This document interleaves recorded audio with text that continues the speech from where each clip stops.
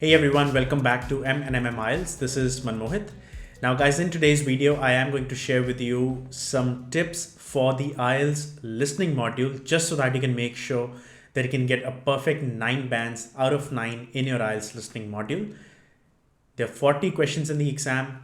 In order to get a 9 band, you have to make sure you get all the 40 right. So you have to make sure that you follow the tips that I'm going to share, just so that you can make sure, obviously practice will help, but then making sure that these tips are followed at the same time to ensure that you can obviously get whatever your desired score is, but then get the maximum band score, which is 9 in the IELTS listening module. So without waiting any further ado, let's dive right into it. So the first one is following the instructions and understanding the questions. Again, what happens in the IELTS listening exam is they will give you some time after every single set of questions. Let's say for the first 5 questions, they would be giving you some amount of time where you can read out the questions, read out the blanks that are given, all these kind of things. You can prepare yourself. So they do give you like, it varies from 10 seconds, 20 seconds, 30 seconds, depending on how many questions are they giving you the time for. So in that case, make sure that you are following whatever instructions have been given and understanding the question.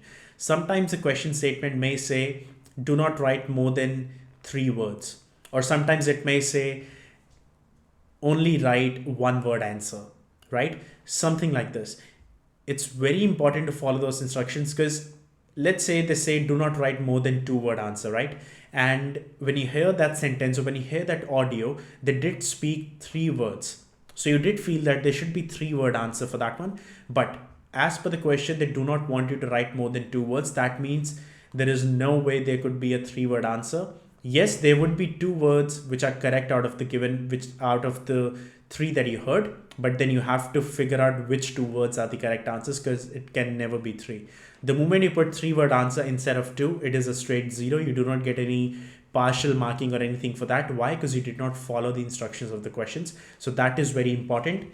Next tip I would say is, now this is one reason I prefer the paper-based IELTS over computer-based IELTS any day. Yes, I can say that I'm more of a pen and paper kind of person. So I'm not just dissing the computer-based exam for any reason. So if you were to give and just book an exam, I'm not saying prefer this over that. Just go with whatever is your comfort zone. If you're comfortable in typing on a computer, that's perfectly fine. If you are someone who likes pen and paper, you should be better off giving a paper-based exam. Completely up to you.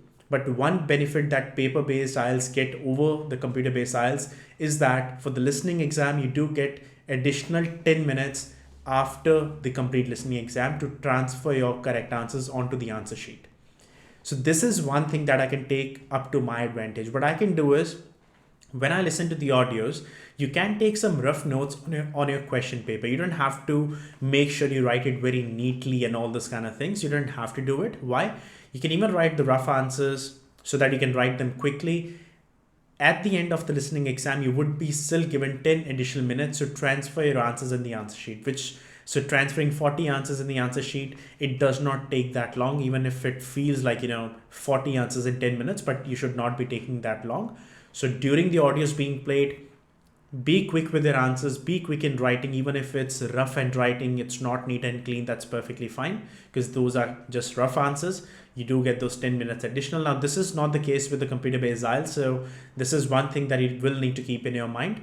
But again, if you feel that you're really quick in typing, then you may as well just go for the computer-based exam. But keeping this at the back of your mind, that during those listening exam time, you have to type your answers directly into the answer box provided, because after the listening exam is over, you will not be given additional 10 minutes, and that's purely for the computer-based exam. Next one I have is reading the ahead question. So this tip relates to my first tip that I just gave, which is, once, let's say you're done with the first 5 or first 6 questions, depending on your exam, they will give you another 10, 20 or 30 seconds to read the upcoming questions, right? Now, in those timings, what I have seen students doing is they prefer just writing down their answers in the answer sheet during that. Guys, do not do that. Why? Because we are still getting 10 additional minutes after the listening exam is over in at least the paper-based exam. So whatever 10, 20 or 30 seconds they are providing you, make sure that you actually take that 10, 20 or 30 seconds to read the ahead questions, because once that audio starts to play, you can only listen to the audio once. So you won't really get to listen to the audio twice. So during that audio is being played, you have to kind of get the correct answers. And if you haven't read out the questions before, it becomes extremely difficult to figure out the correct answers because you don't even know what sort of information are you looking from the audio. So always read out your ahead questions. Next one is, and as I just said, you only listen once, right? In the entire listening exam, they're not going to play any audio twice. So you only get one chance. That means you have to work on your listening skills. How do we do that? Now, this may sound very boring, but this is actually what's the most effective thing. If you do not listen a lot, especially listen English a lot, in the exam, you can't expect a good band score. Why? Because you're not used to it, you haven't practiced enough. Practice does not just mean just practicing the exam questions or practicing the exam material or practicing the exam format, exam questions, repeated questions, all these things. Yes, they do help to some extent, but you also have to make sure that there's no guarantee that you would be getting the same repeated questions in your real exam. So you have to actually work on your listening skills before then just memorizing the answers or just waiting for the IELTS exam to give you the repeated questions, right? Now, how can we work on our listening skills? The best thing that works for me is listening to podcasts. Now, podcast is such a big term, right? Like podcast does not just mean those boring two people that are just speaking to each other on some politics or news or whatever is going on in the world, like those kind of things. Podcasts come in many ways and forms, right? So I love technology, right? For example, I when I listen to the podcast, I'm not going to listen to podcasts which are based on politics or news or world affairs or science or nature or anything like that. Because I love technology, I have got my own set of podcasts that I listen. Why? Because I love technology. I know when I listen to the podcast of them, yes, I would be gaining a lot of new information. I would be keeping myself updated. I would be learning some new vocabulary words. Plus, I will not get bored after a day or a week or so. Why? Because I love technology. That means I can listen to those podcasts so many times. Like I can listen to different people who love to talk about technology. At the same time, I'm getting some information. Plus, I'm improving my listening skills. When you listen to those set of podcasts, especially in English, what happens is they speak out so many different words, vocabulary words. If you find any word which you felt it's very intriguing, just search for that word, right? Just search for the meaning of that word on Google, understand the word. And when you actually do your IELTS speaking, that word can actually help you because you can use that in your speech. So not only when you're listening to the podcast, it's helping you for the listening exam. At the same time, you can learn some new bunch of vocabulary words, which can be helpful in your IELTS speaking exam as well. So podcast is the biggest thing. Alongside that, you can also watch some movies, some TV series in English, maybe news if you like to keep yourself updated with the news, whatever is going on around in the world. You can watch some news channel, but make sure you watch them in English. You can read a newspaper. Those kind of things will help you in your reading. But for listening, make sure you're listening. Make sure you're watching a video with music. Make sure you're watching a movie or a TV series, something which has got an audio with that, just so that you can listen and improve. So these kind of things can definitely help you. And again, based on what you like in a podcast, if you are someone who likes nature, right, just search for podcasts on Google which are based on nature.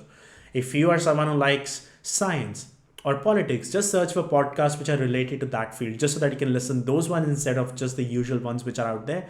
Many free apps out there for the podcast. If you have got an iPhone, just use the Apple Podcast. If you have got an Android, just use the Google Podcast. There's many out there. Even there's few free podcasts available on Spotify. So pretty much just grab any podcast and start listening and start working on your listening skills. Next I have is, again, relating to the previous one, building your listening skills. You can watch movies with subtitles. Right now, nowadays, you've got Netflix, then you've got Amazon Prime or Disney Plus, all these kind of subscription based services. So if you are watching an English movie, right, or if you're watching an English TV series, if you haven't got the subtitles on until now, I would encourage you to have the subtitles on from now on. Not that I'm not saying that you can't understand English, but having the subtitles on actually makes you feel those words that are being said. Yes, you can listen those words, but sometimes they would be using certain set of words which you have never heard of before. If those kind of words come for the very first time in front of you, chances are that you might listen the word, you might understand the word, but then it's gone. Like once that dialogue has been said, it's gone. If you actually read out the word which is written in front of you, there's a better chance of you retaining that word than just listening to it once. Always, whenever you watch any sort of movies or TV series from now on, have the subtitles on. It'll help you understand the movies and TV series a bit better. Plus, you can grab certain set of new vocabulary words, understand those words, and then you can even use it in a IELTS speaking module. And the last one I have is practice listening different accents. So this, when you watch those movies or TV series, or when you listen to those podcasts, this part would be covered off anyway, because in your IELTS listening exam, they can even give you a British accent, American accent, different accents, right? So we have to be prepared with different accents. Many times I've seen a student, their English level is good, right? They can speak very fluently, they can listen, they can understand, they can read, they can write everything. But when it comes to different accents, that's when they struggle. Like, they can't understand a specific accent. In the exam, they're not going to say, we're only going to give you one such accent. They can give you any type of accent possible. So when you watch those movies, TV series, or podcasts, prefer listening to those podcasts where they invite different types of guests. Like, they might be inviting a guest from so and so background. In that case, what's going to happen is that person would still be speaking in English, but that person would be speaking in their accent.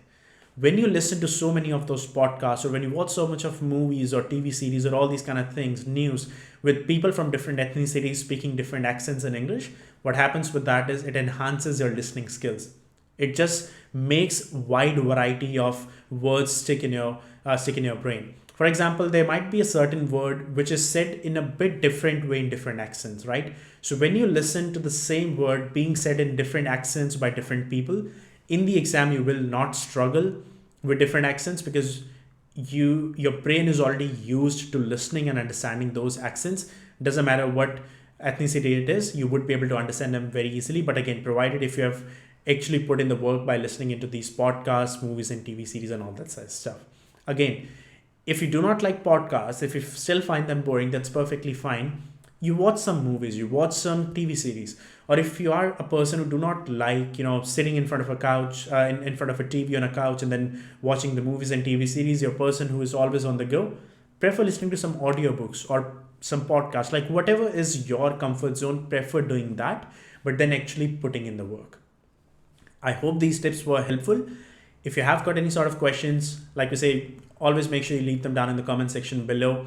And if you need any sort of specific content for any sort of IELTS modules, let's say you're struggling in IELTS listening so-and-so, or IELTS speaking so-and-so, whatever is your concern, you can put that down in the comment section below, and we can make a video on those ones on a priority basis as compared to the ones that we have already got planned.